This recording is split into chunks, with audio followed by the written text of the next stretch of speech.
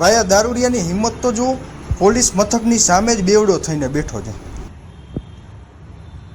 જિલ્લામાં ઠેર ઠેર દેશી દારૂ વેચાતો હોય છે અને ઠેર ઠેર પીવાતો પણ હોય છે।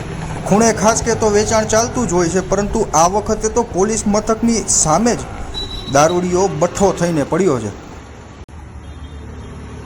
ત્યારે હાલ આ વિડીયો સોશિયલ મીડિયામાં વાયરલ થઈ રહ્યો છે।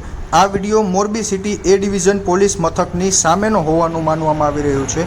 આપ વિડીયોમાં જોઈ શકો છો કઈ રીતે દારૂના નશામાં ચૂર એક વ્યક્તિ રસ્તા પર જ સૂઈ ગયો છે।